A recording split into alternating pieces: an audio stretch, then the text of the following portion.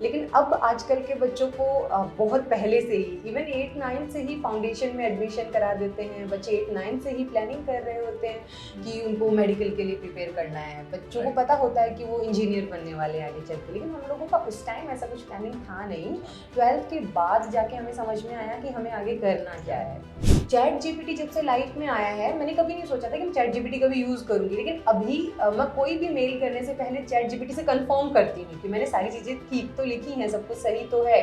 तो daily life में chat GPT हमारे लिए बहुत इंपॉर्टेंट बन गया है। So today we have Vidya Chaudhary ma'am with us, जो कि बॉटनी के फैकल्टी है चंडीगढ़ विद्यापीठ में। तो आइए मैम से उनकी जर्नी के बारे में जानते हैं और उनका एक्सपीरियंस शेयर करते हैं। तो मैम, सबसे पहले आपका स्वागत है। Thank you sir. मैम, थोड़ा अपने बारे में ब्रीफ कीजिए। आप कहाँ से बिलोंग करते हो? सर बेसिकली मैं राजस्थान से बिलोंग करती हूँ। मेरी एजुकेशन स्टडीज़ जो हैं बाहर से ही हुई हैं मैक्सिमम, बट राजस्थान से हूँ प्रॉपर मैं। और यहाँ पीडब्ल्यू चंडीगढ़ में मैं बॉटनी फैकल्टी हूँ। कब से आपने ज्वाइन किया मैम? सर पीडब्ल्यू मैंने ज्वाइन किया है 10th नवंबर 2022 से। जिस दिन ये सेंटर स्टार्ट हुआ है, फ्रॉम द डे 1 मैं यहाँ पे एज ए फैकल्टी काम कर रही हूँ। Great ma'am. So it's been 2 years आप यहाँ पे हो? Yes sir, almost 2 years। सो 2 years में आपने क्या क्या चैलेंजेस और क्या क्या चीज़ें आपको अच्छी लगी यहाँ पे मैम?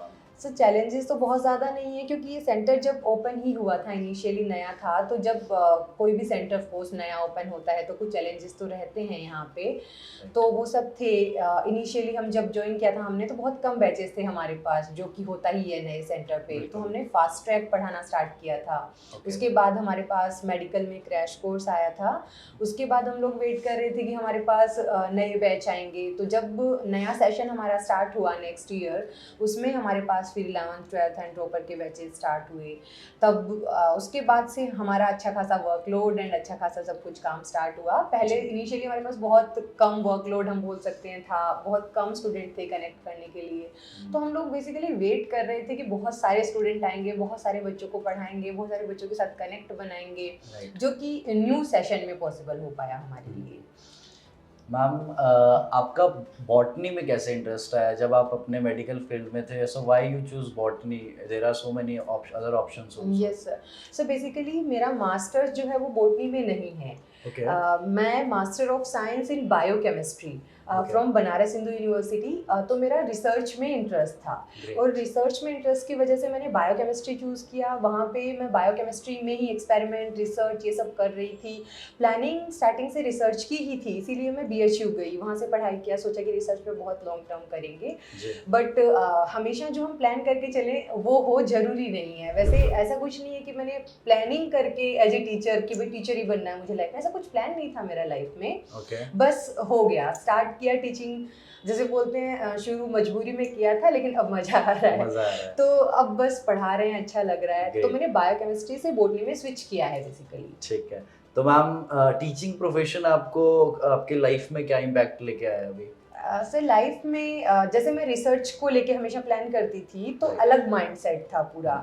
अब हम डेली स्टूडेंट के साथ इंटरेक्ट करते हैं, उनके साथ हम इमोशनली कनेक्ट रहते हैं। तो बिहेवियर जैसे स्टूडेंट के अकॉर्डिंग, इस एज ग्रुप के बच्चों का बिहेवियर किस टाइप का हो सकता है, उन्हें कैसे डील करना है, लोगों के साथ बिहेवियर कैसे बनाना है। तो ये काफ़ी सारी चीज़ें चेंज हुई है मेरी पर्सनल लाइफ में भी टीचिंग की वजह से। जैसा आपने बताया बीएचयू से आपने अपनी स्टडीज करी है, तो आपकी उस टाइम पे कॉलेज लाइफ कैसी थी? लाइक आप पढ़ाकू टाइप के बच्चे थे या फिर आप एक्स्ट्रा करिकुलम में भी पार्टिसिपेशन आपका रहता था? पढ़ाकू टाइप तो नहीं थी सर। एक्स्ट्रा करिकुलम में हाँ थोड़ा बहुत रहता था। बाकी ज़्यादातर ऐसे लोग होते हैं जो दोस्तों के साथ गप्पे मारना, रोस्टिंग करना, ये सब वाले पार्ट में बहुत ज़्यादा थी। अभी भी यही है मेरा कि बहुत ज़्यादा ऐसे अलग से कोई हॉबीज़ नहीं है कि ये करना है वो करना है। अगर मेरे पास फ्री टाइम होता है तो मूवीज़ देख ली या शॉर्ट वीडियोज़ देख ली, और फिर दोस्तों के साथ रोस्टिंग और उन्हीं चीज़ों को लेके उनके साथ पे मारने वाला जो चीज़ है, तो उन्हीं वैसी ही रही हूँ मैं अपनी स्टूडेंट लाइफ में। तो जैसे अभी आप यहाँ पे 11th 12th के बच्चों को पढ़ाते हैं, तो जब आप खुद 11th 12th में थे तो आप किस तरह के स्टूडेंट रहे हैं मैम? सर हम जब 11th-12th में थे तो इतना ज़्यादा कुछ था नहीं स्टडी को लेके, हम लोगों को जी। नहीं आइडिया था कि हमें क्या कुछ करना है आगे फ्यूचर में क्या है, बहुत ज़्यादा कुछ प्लानिंग थी नहीं हमारी बेसिकली। जी। हम लोग बस पढ़ रहे हैं, पास हो जाना है, बोर्ड्स देने हैं, कंपटीशन को लेके ज़्यादा कुछ पता नहीं था उस टाइम। राइट। लेकिन अब आजकल के बच्चों को बहुत पहले से ही इवन 8-9 से ही फाउंडेशन में एडमिशन करा देते हैं, बच्चे 8-9 से ही प्लानिंग कर रहे होते हैं कि उनको मेडिकल के लिए प्रिपेयर करना है, बच्चों को Right. पता होता है कि वो इंजीनियर बनने वाले हैं आगे चल के। लेकिन हम लोगों का उस टाइम ऐसा कुछ प्लानिंग था नहीं, 12th के बाद जाके हमें समझ में आया कि हमें आगे करना क्या है। मैम Yes, आपकी फैमिली से आपको कैसा सपोर्ट रहा है? सर फैमिली से सपोर्ट रहा है हमेशा, कभी कोई प्रॉब्लम नहीं रही है सच, ठीक है। बस ये रहता था कि इतनी बड़ी चीज़ें करने का प्लान करती हूँ, जैसे मैं राजस्थान से हूँ, हिंदी मीडियम से मैंने पढ़ाई की थी बचपन में। ओके। तो उसके बाद अगर मैंने BHU जाने का प्लान किया तो वहाँ के तो एंट्रेंस भी सब इंग्लिश में होते हैं, सब Right. कुछ ऐसे रहेंगे। तो घर वालों का ये था कि ये चीज़ें नहीं हो पाएंगी, तुम मतलब बहुत बड़ी बात कर रही हो, बिना मतलब प्लान कर रही हो, मतलब BHU में एडमिशन एंट्रेंस एग्जाम क्वालिफाई करना।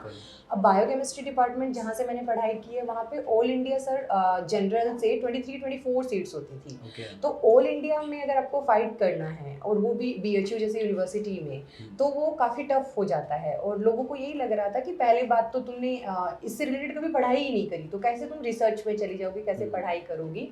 बट ठीक है, किया, एंट्रेंस क्वालिफाई किए, BHU से पढ़ाई की। मैम इसमें आपने क्या क्या स्ट्रैटेजीज अप्लाई की, जब क्योंकि सारी चीज़ें डिफरेंट थी आपके Yes, sir. सब्जेक्ट से, तो अभी उस टाइम पे आपने ऐसी क्या स्ट्रैटेजीज की, हिंदी टू इंग्लिश मीडियम पहले फाइट किया, दूसरा आपका जो रिसर्च टू आप बॉटनी में आए, तो Yes. उस टाइम पे क्या स्ट्रैटेजीज आपने किया मैम? सो पहले तो एंट्रेंस के पेपर सबसे इम्पोर्टेंट कि किस टाइप का पैटर्न आ रहा है, वो लोग किस टाइप की चीज़ें पूछ रहे हैं, पेपर का पैटर्न क्या रहता है। तो काफ़ी सारे ईयर के PYQs पेपर एनालिसिस बहुत अच्छे से किया कि कैसे कैसे पूछा जा रहा है।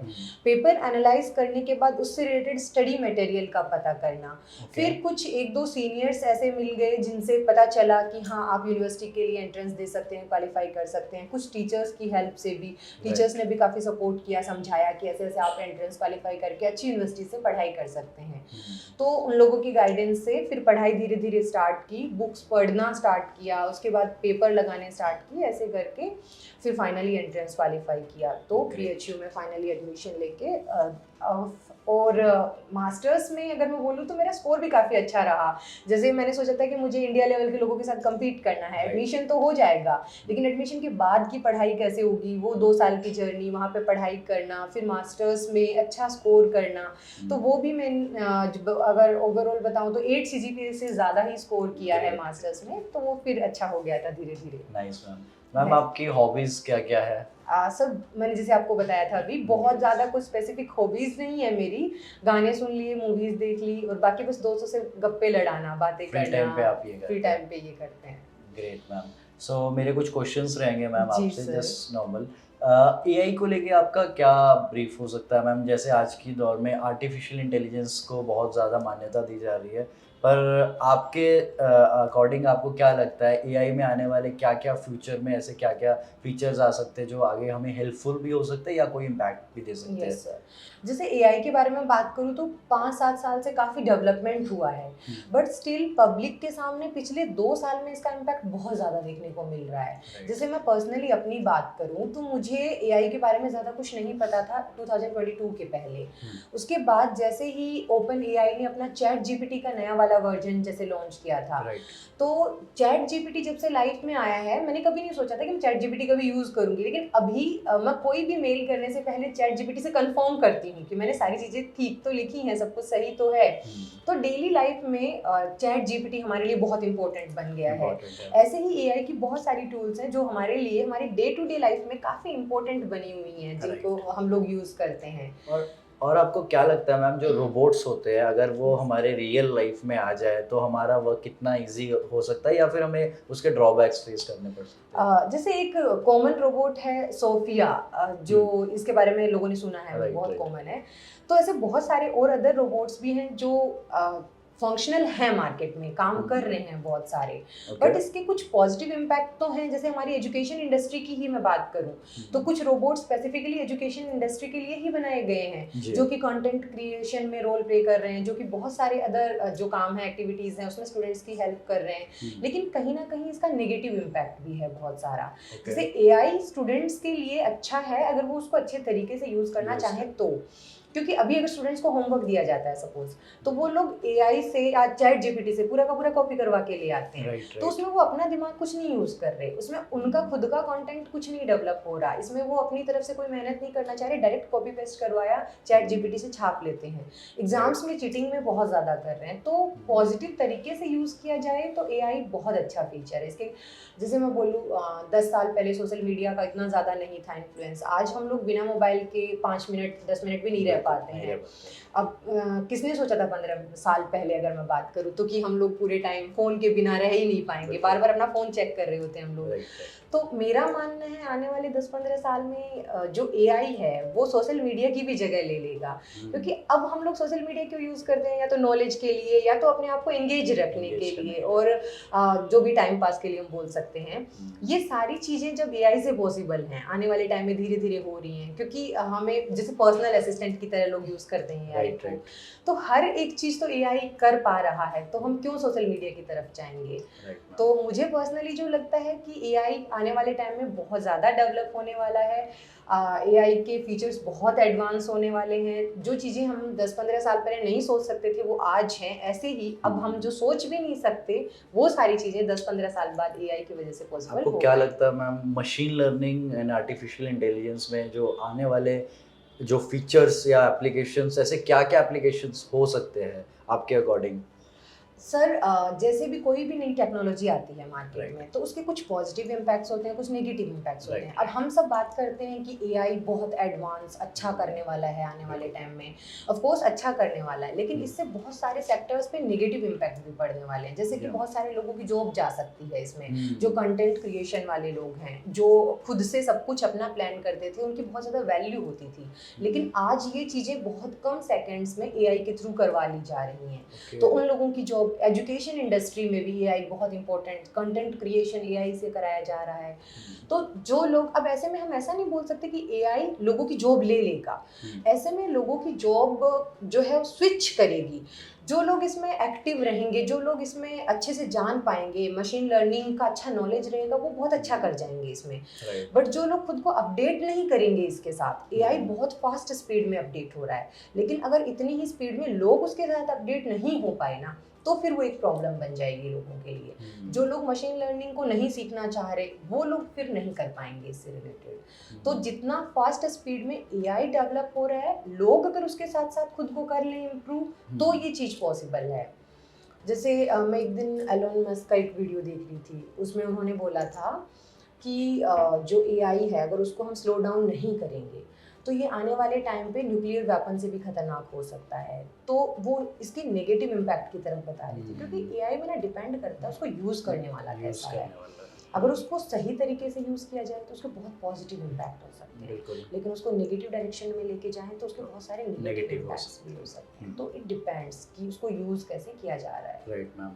मैम, स्पेस एलिवेटर को लेके आपका क्या कॉन्सेप्ट है और कितना प्रैक्टिकल है ये, क्या पॉसिबिलिटीज है इसके? मैम सर स्पेस एलिवेटर, जैसे इसको स्पेस ब्रिज भी बोला जाता है, स्पेस में जाने के लिए लोग यूज़ करेंगे।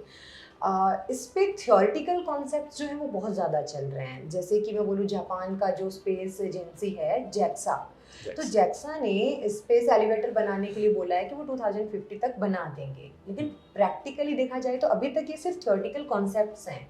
प्रैक्टिकली अगर हम स्पेस एलिवेटर बनाने की बात करते हैं तो पहले तो हमें चाहिए एक जियो स्टेबलाइजिंग सैटेलाइट जो ऊपर से कंट्रोल करे, जो ऊपर रहे।